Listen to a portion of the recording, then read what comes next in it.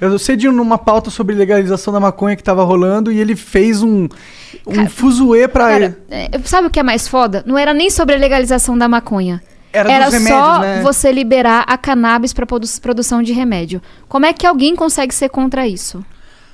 Tem gente que tem esquizofrenia, sabe? Que tem epilepsia, que depende desse medicamento. Tem que ser muito burro. Ou muito desumano. É que, porra, desumano é tão do caralho que é melhor acreditar que é burro, né? Eu não acho que ele... Tipo, infelizmente eu não acho que ele é desumano, porque humano é isso, tá ligado? Filho da puta. Ó, Caralho, sem compartilhar nomes. Imagina um dia o Bolsonaro senta naquela cadeira ali, vai ser uma conversa difícil, cara. Vai ser muito legal. Eu acho que ele é desumano, sim. Eu ouvi de um psicólogo, que, assim, conversa séria. Eu diagnosticaria ele como psicopata. E eu queria só deixar claro que psicopatia não reduz crime, não reduz pena. Porque a pessoa tem consciência do que está fazendo. Boa. Uma pessoa que permite uma corrupção para uma vacina como a Covaxin, porque a galera lá do Congresso, sei lá, vai embolsar o dinheiro, mas não responde, lembrei da Pfizer, não responde dezenas de e-mails de uma vacina, essa pessoa não pode ser só burra, não pode ser só... Ela é desumana.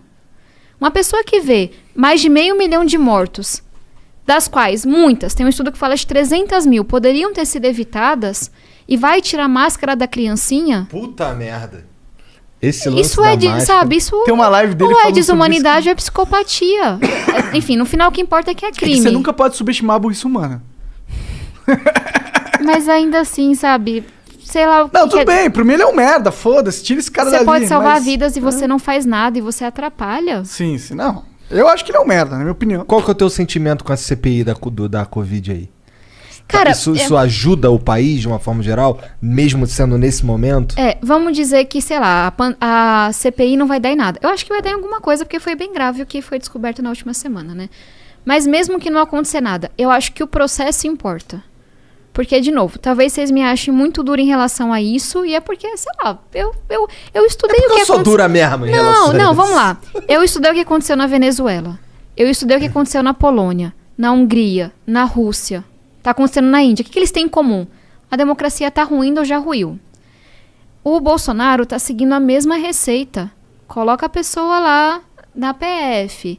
Tira quem te criticou. Coloca a pessoa lá no STF. Tira quem te criticou. Ameaça a imprensa. Vai e coloca duas pessoas para falarem. Vai não sei o quê. Ele tá seguindo tudo o que fizeram. Então, eu não consigo achar que a gente é especial, o lírio do campo, sabe? E vai ter um caminho diferente. Então, nesse sentido, se a CPI nos ajudar a mostrar para as pessoas que não é mais sobre esquerda e direita, que é um governo corrupto e criminoso, eu acho que isso vai nos ajudar. E por exemplo, o vídeo da Pfizer não existiria se não fosse a CPI. A gente não saberia que o Bolsonaro sabia do escândalo de corrupção da Covaxin se não fosse a CPI. Então, digamos, sei lá, não consigo incriminar ninguém. Só da gente mostrar para as pessoas o que está acontecendo, para mim já é válido. Eu confesso que eu acompanho essa CPI mais pelas notícias do jornal que saem, sabe? Tipo, manchete, assim. Porra, eu confesso que eu já tô no modo queria pra caralho ver o circo pegar fogo. Queria que desse uma merda do caralho. Isso que eu queria. Cara, mas você Mas acho que vai dar, viu? Espera as próximas eleições. Não vi. Sexta foi quando foi lá os irmãos Miranda. Isso, Miranda. Quem são esses mano aí? Eram os caras que eles começaram junto com o Bolsonaro, e aí tu me corrige se eu estiver falando alguma merda. Um deles é servidor público, né? Não se posicionou, mas o outro é deputado federal da base do governo. Entendi. E aí eu lembro que ele até tuitou lá um bagulho falando que, porra, tu vai me abandonar, presidente, que não sei o que, umas paradas assim. Foi assim, um deles é servidor. Tipo assim, servidor de carreira. Você vê que o cara tá não sei quantos anos, só foi progredindo pelo trabalho dele, etc., sem se posicionar. Ele começou a ver muita ilegalidade com a Covaxin. Tipo assim, eles estão cobrando muito mais. Querem pagamento por fora. Não querem assinar esse contrato. Querem alterar o contrato. Aquela empresa que intermedia, não é? Precisa, se eu não me engano. Eu acho. Precisa. Assim, tem a Covaxin, que é a vacina indiana. E aí a Precisa tava fazendo meio de campo. E aí ele tem um irmão que é deputado federal, da base do governo. Ele falou assim, ó... Irmão, sei lá como eles falam. Vi isso daqui. Tô preocupado. Tem corrupção. Aí... Isso a gente descobriu na CPI, né? Aí ele foi falar pro Bolsonaro, aí ele falou que o Bolsonaro falou assim, putz, isso é coisa de fulano. Ou seja, é o esquema de fulano. Entendi. Tipo, não vou fazer nada, mas pode deixar, vou mandar investigar. Se passaram vários meses, acho que foi em abril, ele não mandou investigar, ele não fez nada, esse negócio estourou, uma coisa super faturada. E aí na CPI... Super ultra faturada. 1000%. Assim, mega, assim. Porque eles fizeram tudo com muita rapidez e tem uma outra acusação de uma vacina da China, que também é por esse mesmo esquema de uma empresa de meio de campo, que a China descredenciou essa empresa. Porque tinha indício de corrupção, não foi a gente. Caralho, E a aí, China tá menos corrupta que o Brasil. E aí parece que assim, se tem corrupção, vai rápido. Se não tem, 80 e-mails pra você responder. Entendi. Aí tava lá na CPI da Covid, todo mundo tentando arrancar qual é o nome do deputado. Eu vi essa porra. E aí o senador Alessandro Vieira e a Simone Tebet fizeram lá um jogo conjunto, botaram pressão, falaram que ele tava sendo covarde, que ele tinha que dizer o nome, que não sei o quê. E aí ele falou o nome no final. Falando, você sabe. É, você sabe, não sei o quê, mas não falava o Não nome. posso falar. Não E aí posso ele falar. falou o nome do líder do governo na Câmara. Que é quem? Ricardo Barros. Ricardo Barros. E aí esse cara se fudeu? O que aconteceu com ele? Não sei porque isso foi sexta. Foi sexta, Eu né? vou pra Brasília amanhã. Entendi. Aí vou descobrir bastante. Novas notícias, acompanha Mas, o canal da Tabata Amaral. Não, no Instagram. mas brincadeiras à parte. A gente, cara, todo mundo que ainda defende o Bolsonaro. Eu tava brincando que eu tenho quase 30 tios, né? É verdade. Meu avô teve muitos filhos, por parte de mãe. Eu ainda tenho tio que defende, é raro. Conheço pessoas, um parlamentar outro. Todo mundo que defende o Bolsonaro hoje, não lá atrás era outra história. Hoje fala assim, Tabata, eu defendo o Bolsonaro porque se não for o Bolsonaro vai ser o PT e o PT é corrupto. Mas não é a mesma coisa? É isso que eu tô me perguntando agora. Cara, ficou muito, sabe? Não só a gente tá falando de uma coisa de tamanho de mensalão, petrolão, etc. Mas uma coisa que foi feita à custa de vidas. Então, eu vou chegar pras pessoas e falar assim, olha, não foi a minha escolha, mas eu entendo quem votou no Bolsonaro. Porque eu não acho que metade da população é genocida filha da puta. Tinha gente que votou porque não queria o PT mesmo, etc. Votei no Haddad, mas entendo quem não votou. Beleza. Aí eu vou chegar e vou falar, olha, você não falava que agora era só por causa da corrupção? Agora você tá vendo que esse governo é tão ou mais corrupto e tá custando muitas vidas pra gente. Você ainda vai continuar do lado dele? Não tô dizendo que é pra votar no Lula. Tem aqui várias opções que a gente pode construir. Boa. Porque se a pessoa continuar defendendo esse governo, a não ser que ela esteja muito mal informada, muito iludida, com muito medo de dar um passo atrás, ela vai estar compactuando com esse governo, que causou centenas de milhares de mortes que poderiam ter sido evitadas. Ah, com certeza. E eu sei que dizer isso faz você perder seguidor e não sei o quê, mas foda-se, sabe? A gente tá num momento que... Não, mas acho que é indiscutível que ele é muito incompetente, né? É tipo, essa parada é que tem várias paradas que apontam que ele é incompetente. Mas tem uma que não tem como ser ignorada, e pra mim isso é um erro catastrófico, que é, você não comprou as vacinas. Tinha 11 e-mails numa época onde todo mundo sabia que as vacinas eram a chave que ia destravar a economia. E detalhe, mais baratas pro Brasil, 50%. porque queriam que o Brasil fosse um case internacional. Por quê? Porque o Brasil tem estrutura para vacinar. Ia vacinar foi exatamente Rapidex. que o Mandetta E falou. isso é um erro que você, na posição de presidente, esquece ideologia, esquece direita e esquerda, pensa só, eu sou um cara que tá pilotando essa nave. Isso aí, pra mim, é pegar um avião, me bicar o bico pro oceano e, sei lá, e tomar um café. Ou pior, você, seu general, virar pra sua tropa e começar a atirar contra eles. E de novo, gente, vocês podem falar assim, putz, a Tabata tá exagerando, não é tão grave assim. Cara, eu perdi minha avó pro Covid. Na nossa comunidade a gente perdeu vários padres, que minha comunidade é de padres e madres missionários. Entendi. E eu não sei dizer quem estaria vivo hoje, mas eu sei que algum ia estar. Se a gente tivesse um governo Provavelmente, diferente. com certeza, na verdade, porque Com se tivesse a certeza. vacina 11 meses antes e tivessem, sei lá, 10 milhões de pessoas, que era do grupo de risco, né? Porque foi o que começou, vacinado 11 meses atrás, você tinha 10 milhões de pessoas que desse grupo, algumas morreram, provavelmente Mas teria... dezenas de milhares. Que você vê assim, nos Estados Unidos, eu não vou lembrar o dado certinho, eu vi hoje, mas acho que é 95% das pessoas, ou com Covid ou que morreram, a gente tem que checar certinho o dado, são pessoas que não tomaram vacina. A gente podia ser esse país. Caralho. Não é? É. Porque não tinha esquema. Mas, mano, agora a gente tá meio que chovendo no molhado, porque todo mundo concorda aqui nessa mesa que o Bolsonaro é um retardado mental, Mas né? o problema é que é nessa mesa. Entendi. A gente tem que... E aí, talvez, mais uma discordância minha, talvez da esquerda mais tradicional, que é quando você vira pra quem votou no Bolsonaro em 2018 e fala fascista, genocida, não sei o que lá. Cara, meus tios votaram. Nenhum deles é isso. Nenhum. Discordei ali no grupo do WhatsApp da família, mas não são. A gente tem que mostrar para essas pessoas, porque não é só falar assim, vem aqui, vou te dar um abraço. É falar, olha, você tinha razão no seu descontentamento com a corrupção. Que é um pouco até da tua angústia, assim, de cara, mas eu vou votar no PT? Sabe, entre Bolsonaro e PT eu voto. Mas se a gente não entender eu voto em qualquer um entre Bolsonaro e PT. Exatamente. Poste, Bolsonaro... Cachorro, vira-lata, caramelo. Eu tenho um cachorrão. Então, coisa linda. Mas só o que eu disse... Macaco Tião. Macaco Tião não tenho, não. Não, tenho 6 cachorros. O Macaco Tião ganhou uma eleição lá no Rio, pô, na época que era... Eu estudei isso na faculdade.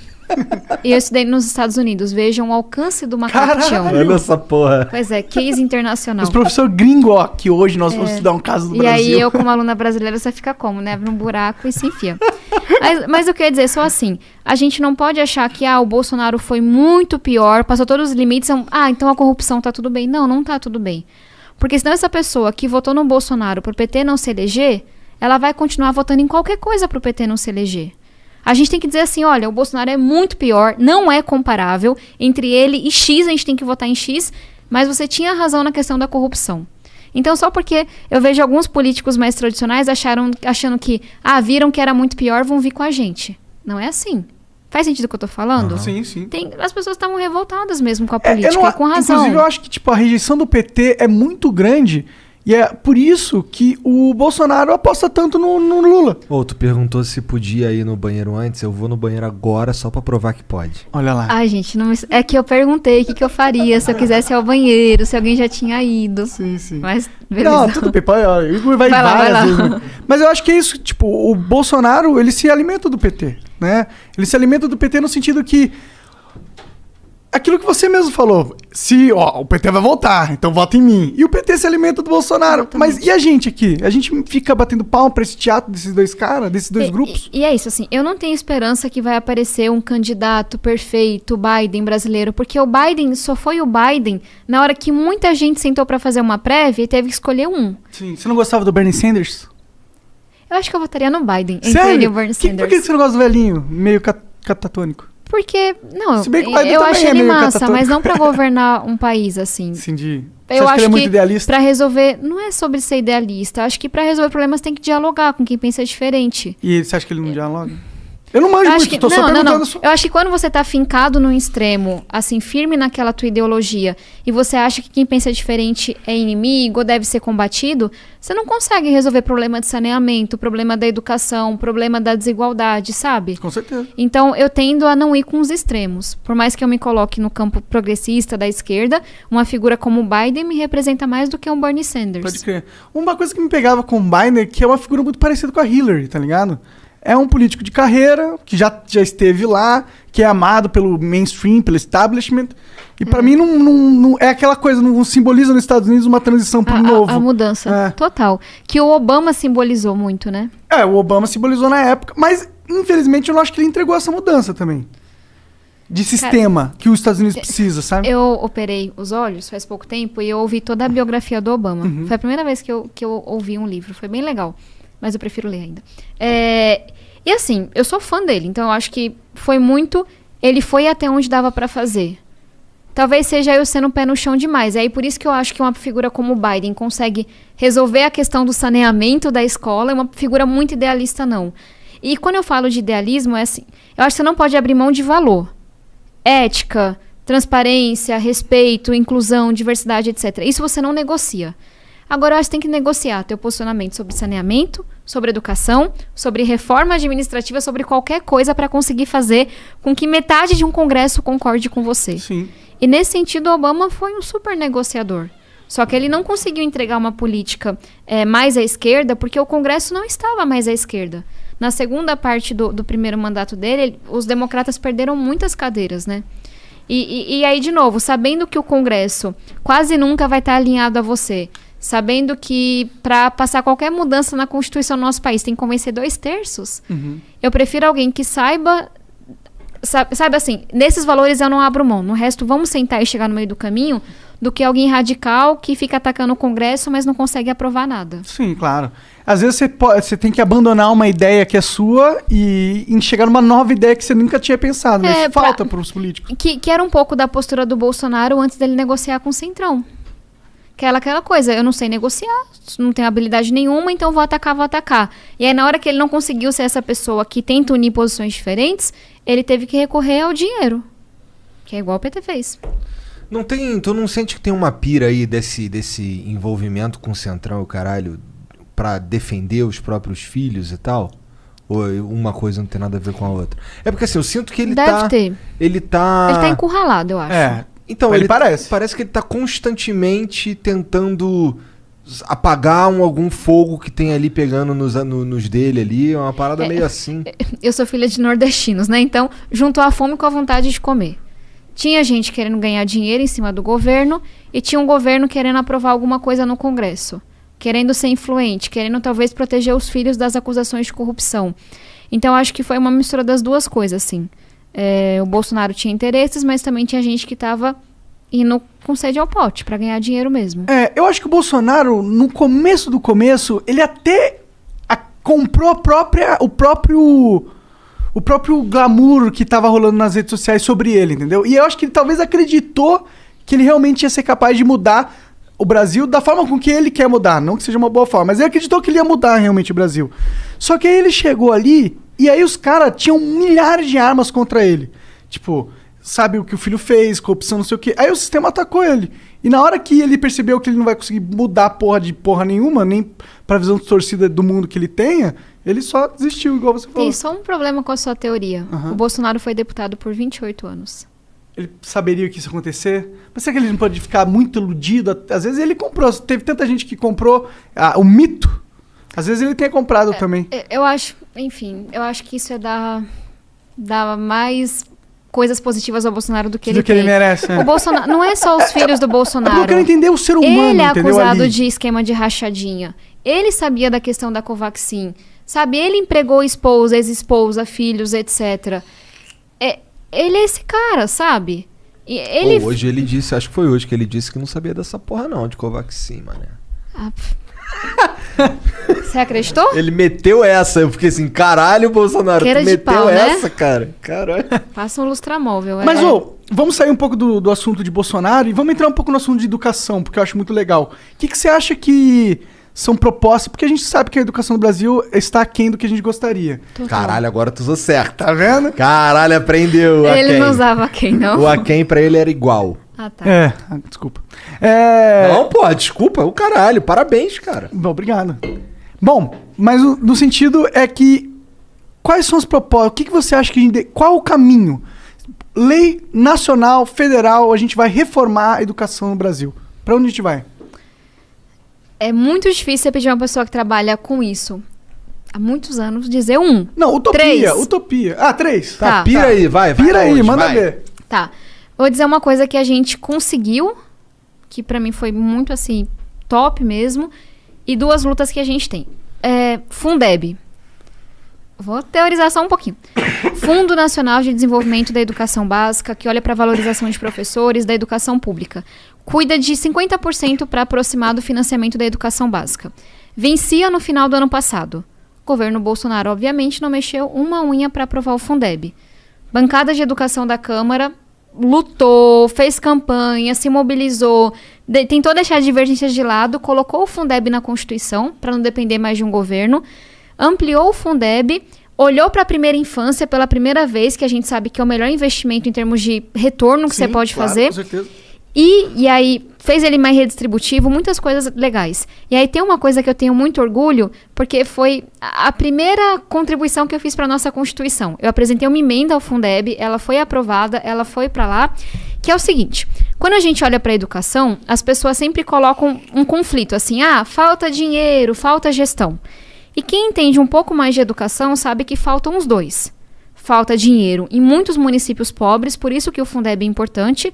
Cara, tem município que não tem banheiro na escola, sabe? Que não tem privada, que não tem água. Você vai dizer que não falta dinheiro em canto nenhum? É claro que não. Mas falta gestão, porque a gente sabe que a melhor educação de ensino médio do Brasil está em Pernambuco. a melhor educação de ensino fundamental está no Ceará. Dá para fazer muito mais com o que a gente tem. E aí, o que é essa emenda? Emenda é quando você altera um texto na Constituição, né? Que eu coloquei. A gente conseguiu um pouco mais de recurso para incentivar a boa prática na prefeitura. Como assim? Você vai mexer no bolso do prefeito. Vou dar aqui um exemplo. De cada 4 cidades, em uma delas, os diretores escolares são indicados dos vereadores. Indicado político. Precisa explicar que isso vai dar merda? Não, Porra. não precisa. Ninguém ia querer ser o chefe indicado pelo vereador. E aí, uma das coisas que a gente colocou lá, para você ter acesso a esse recurso extra, tem que acabar com indicação política. Porque se não tiver incentivo, ele não vai fazer. Verdade. É uma forma dele trazer a base de vereadores para ele. Porque ele tem o ganho político exclusivo dele, porque ele aumentou o recurso de educação pro município dele, e ele, foda-se, vou cortar os vereadores ali. Exatamente. Aí outra coisa que a gente colocou, tem que colocar mais de 80% dos alunos para fazerem as provas nacionais. Porque alguns falam para os alunos com menor desempenho para irem para casa, para não fazer a prova, para dizer que o município está melhor. Então a gente pegou o que a gente sabe que funciona na educação, que é importante, acabar com indicação política, medir as coisas e incentivou.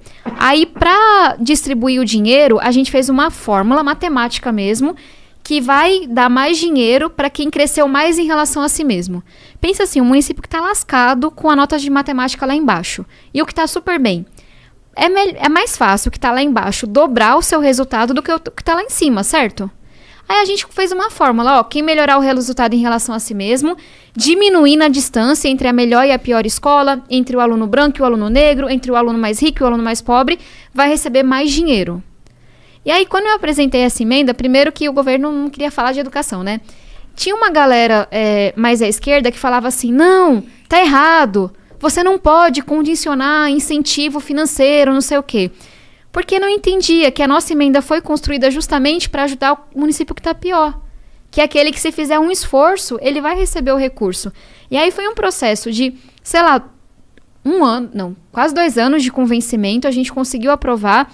E, cara, eu posso estar sendo idealista, mas eu acho que daqui 10 anos vão falar disso, sabe? Tomara, da hora. Vão falar Parece assim.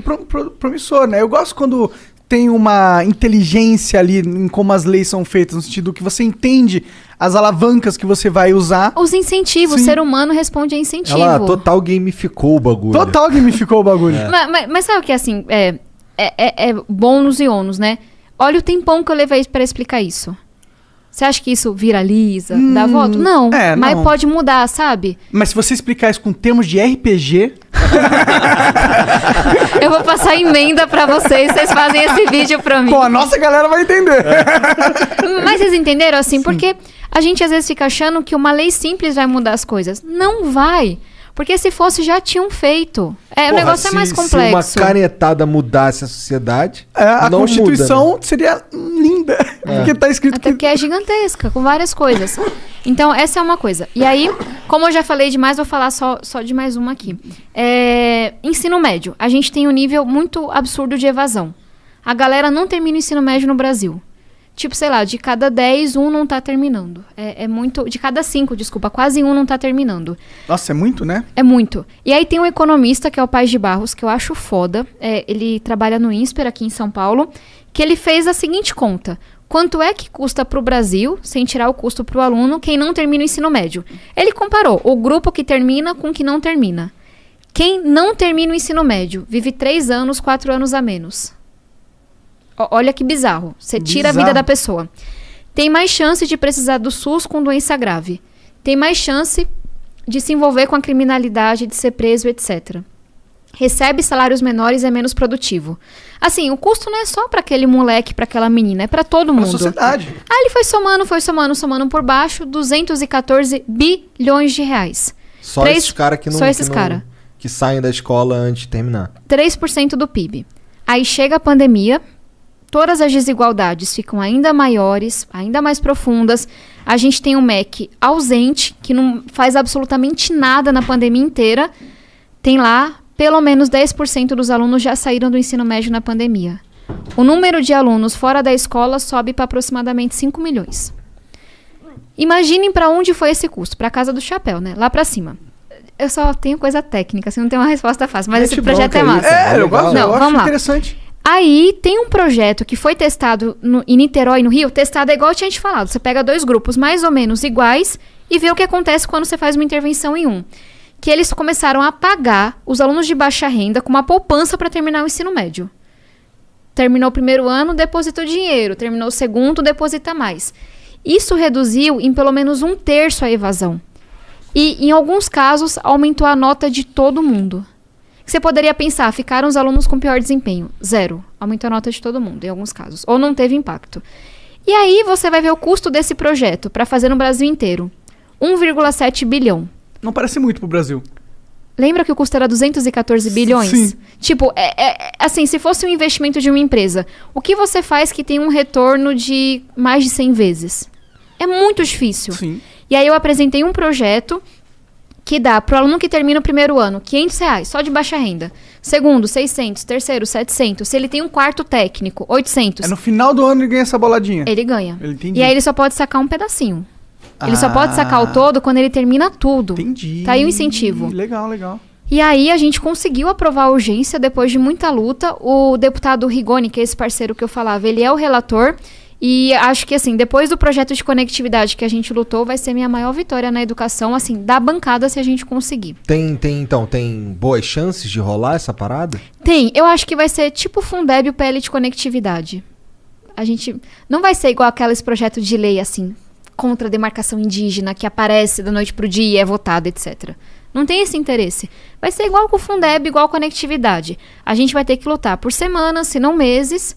Pode vir um governo Bolsonaro e não apoiar, mas a gente vai conseguir. Eu tô bem otimista. Não, mas é isso, nunca nada de educação é fácil. Eu gosto muito dessas propostas porque elas resolvem o problema do Brasil, que a gente tem uma estrutura que tem dinheiro, né, pode não ser o suficiente, mas a gente tem dinheiro pra caralho, só que o dinheiro é mal aplicado, e você, com isso, justamente força o dinheiro a ser bem aplicado. Né? Tem uma coisa que tá por trás dessas duas coisas, do Fundeb, da poupança ensino médio, que é tipo política baseada em evidência mesmo. Tem uma coisa que eu defendo, que hoje eu sei que não passaria. Que toda política pública tivesse uma avaliação prévia e posterior. Você só pode apresentar ela se você tem estimado qual é o impacto dela, como é que ela funciona. Por que você acha que não... Isso parece legal pra caralho, por que não passaria? O governo hoje não apoiaria, né? Entendi, mas não dá pra passar sem ele? Eu preciso da base dele pra aprovar o problema. Mas eu acho que na frente a gente consegue. Mas a base do governo é muito fiel a ele? Ele controla bem essa base ou é só nas questões muito importantes para ele?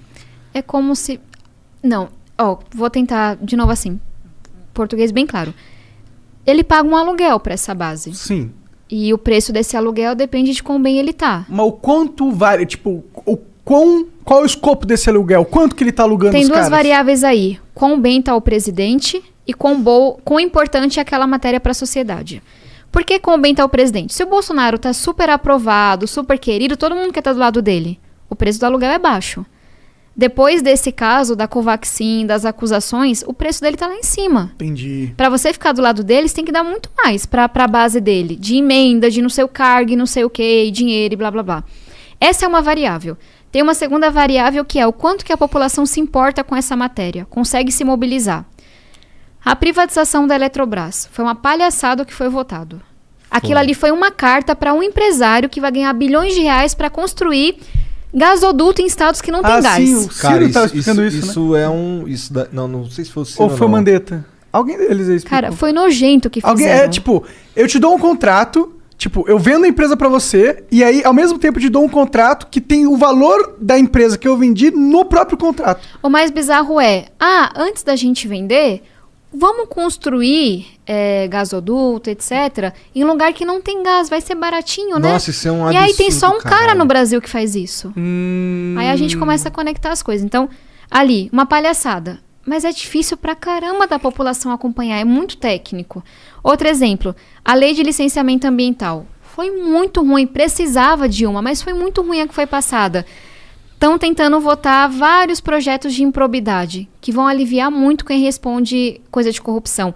Mas são coisas que fazem com pressa, não dá tempo de mobilizar e são muito ruins para a sociedade. Então, por exemplo, o Fundeb. O governo falou para a base se quer marcar presença. Mas a gente estava há 2 anos falando de Fundeb. Todos os professores, ativistas mobilizados. sei lá, teve menos de 10 votos contra, nos 513. E presença absoluta. Presença absoluta. O governo não conseguiu segurar. Porque era uma matéria que eles iam apanhar muito. Teve um outro caso, eu não Caralho, como é que pode, mané? Como é que pode um cara falar, qual é, mané? Não vota essa porra, não. Só de ruindade. É porque representa uma pauta que ele não concorda? Porque é de esquerda, comunista? Mas nem é de esquerda, né? Fundeb. Educação é de esquerda. PPP. Aí é a parte que eu não consigo, que eu não acho que o governo só é burro, não sei o que, etc. Cara, eles têm uma pauta anti-educação. O Weintraub era bizarro. E aí chegou um novo ministro que também não tá fazendo nada pela educação, que é super ideológico. Milton Ribeiro. Ah, o cara lá que é terrivelmente evangélico, não sei o quê. Ele é terrivelmente evangélico. Tá. E até aí tudo bem. Você pode ser evangélico do candomblé católico. Tudo o problema bem, mas você não é que fala ele isso, favorece os parceiros dele, que são pastores, dentro do MEC. Esse é o problema. Você é E escolhido tem várias pro cargo. acusações nesse sentido.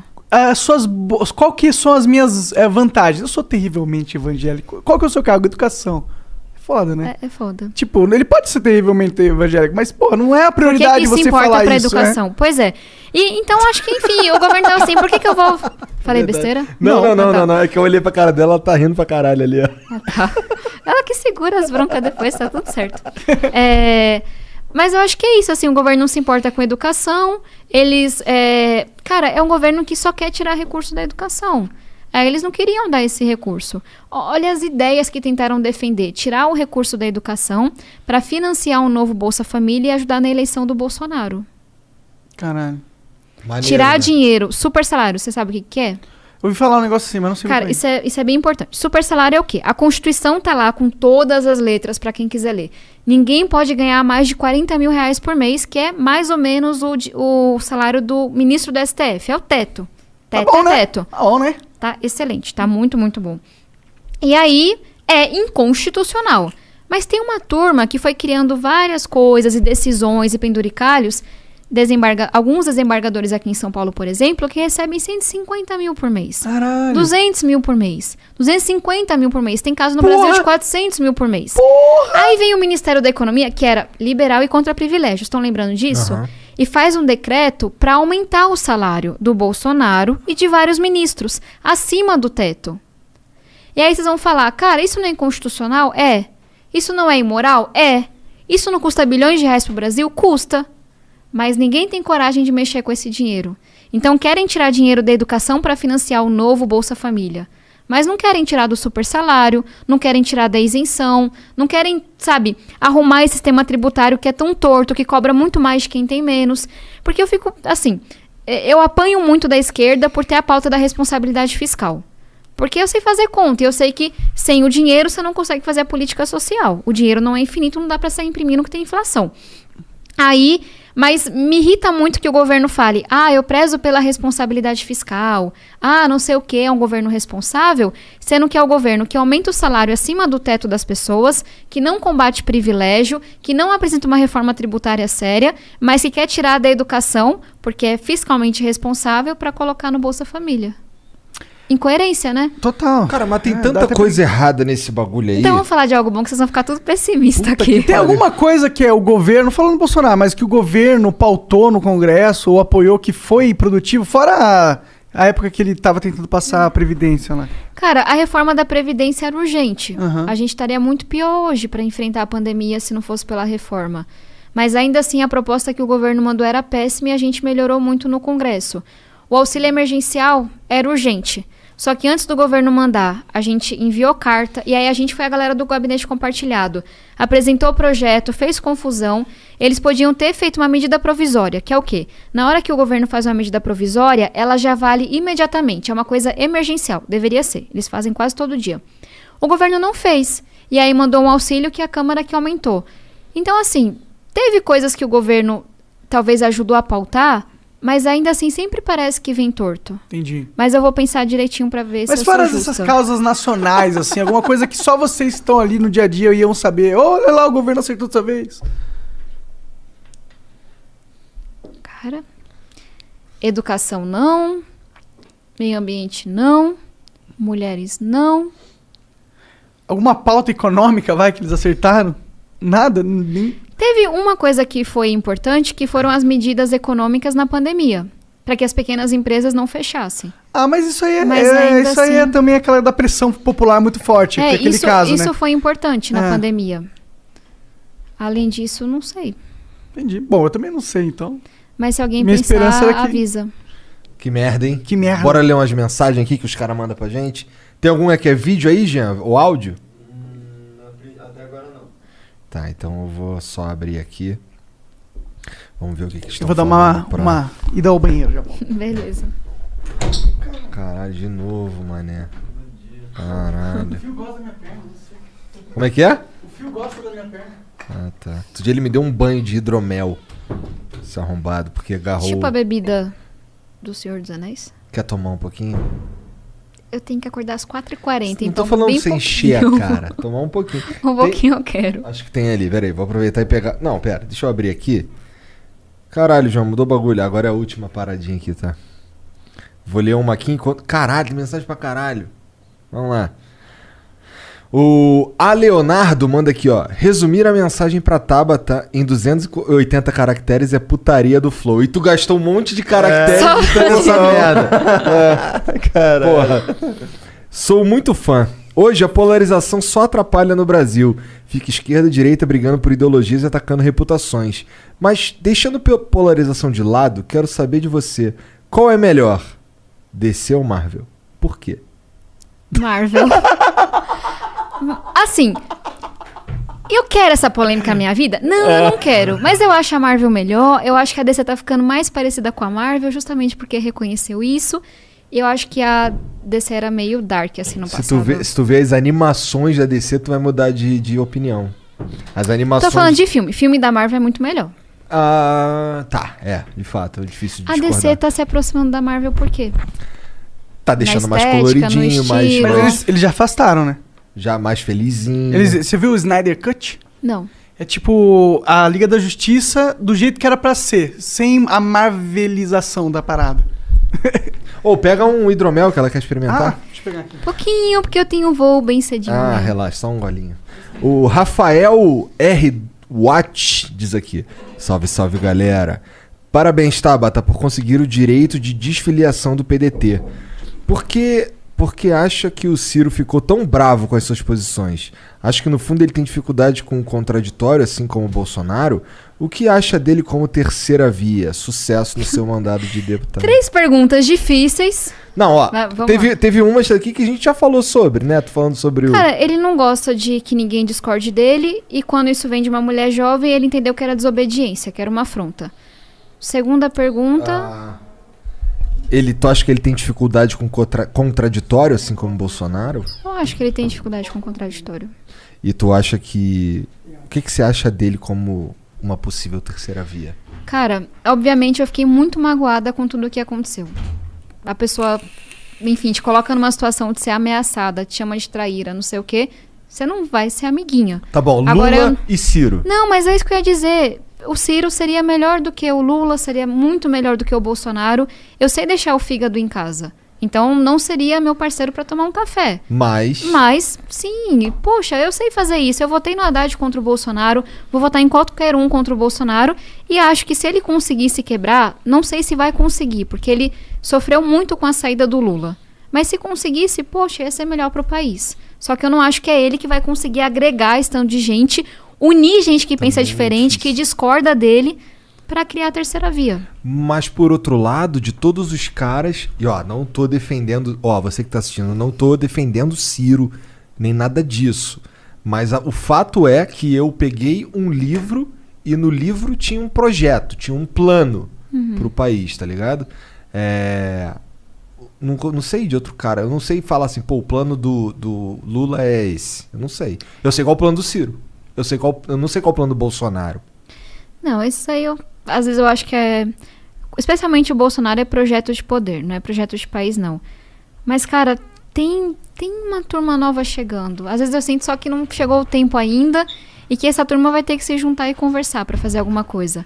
Mas pensa, se o Ciro conversasse com o Dini, conversasse com o Mandetta e conversasse com o Eduardo Leite, e a gente conseguisse ter uma candidatura de centro, ia ser massa ou não ia? Ia pra caralho. Pra caralho, muito. Depende deles. Eita, tá bom. Depende de vocês, cara. Caramba, que taça, viu? É. Hidromel tem que ser no estilo viking. Me senti aqui no Senhor dos Anéis. E quando for brindar tem que falar Skol. Skol. Tá. O Maicons diz aqui: a melhor coisa para educação no país seria fechar o MEC, como o Pondé disse. Cada escola deveria ter liberdade de ensinar o que quiser e como quiser, sem nenhuma regulação, prestando contas unicamente aos pais sobre o ensino. A BNCC é um atraso para o Brasil. Ele continua. Cara, tá, diz aí. Calma aí, deixa eu encontrar aqui a próxima. Tá aqui, ó. Olha o ranking do Brasil no PISA 2020. Estado na educação é igual Estado na economia. Inflação, controle de preços, aumento forçado de salários, uma tragédia. Estado regulando a educação é a receita do fracasso da nação. Estado não é bom em nada, exceto roubar o povo cobrando impostos. Caralho. Esse maluco tá puto. Discordo, né? E até assim, os pais fundadores da economia falavam a importância do Estado na segurança, na saúde, na educação. Cara, eu discordo porque o mundo não é perfeito, porque as pessoas fazem merda, porque o Brasil é desigual. Eu acabei de falar que metade dos alunos que moram em favelas não estudaram na pandemia. Eles que se fodam se o Estado não estiver presente? Putz, minha mãe saiu do interior da Bahia pra vir pra São Paulo pra buscar oportunidade. Tá certo isso? Porque na cidade que ela nasceu não tinha recurso pra ter uma boa escola. Então, sim, o Estado tem falha, sim, tem ineficiência. Agora, nesse mundo cão, quem é pobre, quem é vulnerável, quem tem deficiência, quem tem qualquer coisa que lhe represente uma barreira, vai se lascar. E não é esse Estado que eu quero viver, sabe? Eu não sou aquela pessoa que acha que tem que ter 10 mil estatais e não sei o que lá. Eu quero um Estado mais eficiente. Só que a gente tem que construir saúde, educação, segurança, visando os mais pobres, quem mais precisa. Eu tô aqui porque uma professora da escola pública me inscreveu na UBMEP e me preparou para participar da Olimpíada de Matemática.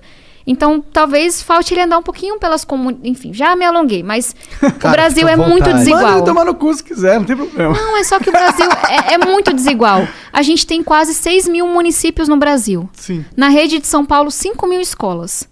É sério que ele quer que milhares de instituições, cada uma faça do seu jeito, sem nenhuma supervisão. E aí a que tá lá nos Cafundó do Judas, sem recurso, não tenha nem banheiro nem nada. E a que tá em Alphaville, a que tá em, sei lá, Jardins, seja um prédio luxuoso, não é isso que eu quero pros meus filhos.